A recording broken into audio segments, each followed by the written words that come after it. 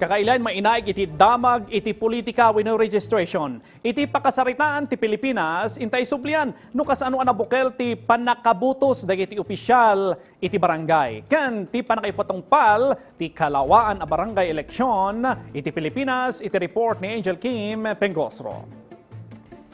Sakbay ang naawagan iti barangay ti kapasitan a unit ti gobyerno iti Pilipinas pag-aammo daytoy kas baryo iti panawon dagiti Kastila ken Amerikano. Ngem iti dekada 1970 napasamak ti dakkel a panagbalbaliw iti lokal a panagturay iti Pagilian. Iti 1975 babaen iti administrasyon ni Ferdinand Marcos opisyal ang nabaliwan ti baryo iti barangay babaen ti batas pambansa bilang 222. Panggap daytoy ang mabiyag manenti kadaanan anagan ti komunidad, idi panawon sakbay ti isasangpet dagiti ganaet.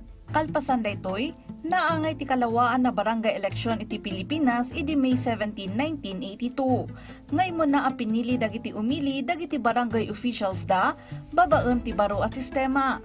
Nagbalin ti eleksyon a simbolo ti ad-adda a direkta a panakipasot dagiti Pilipino iti lokal a gobyerno.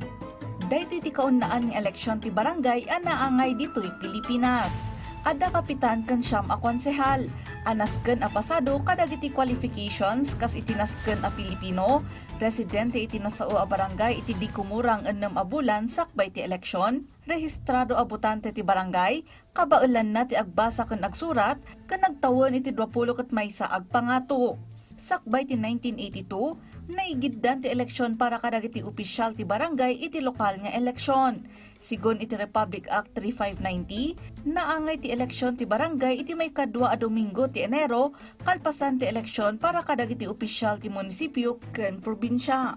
Babaen iti Barangay Elections Act of 1982, na matawan ti termino dagiti opisyal ti barangay.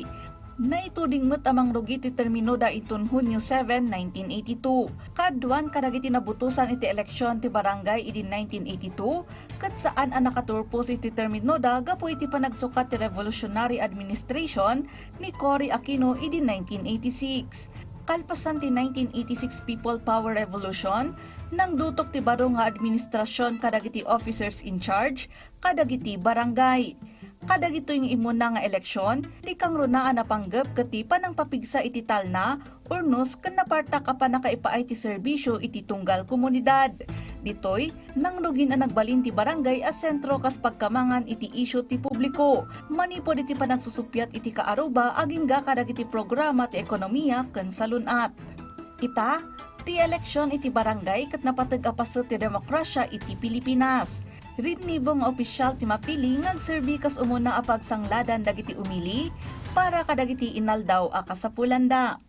Kanayon alaglagipon, pasamak idi, adal ita, pagsarmingan iti masakbayan. Angel Kim Pengosro.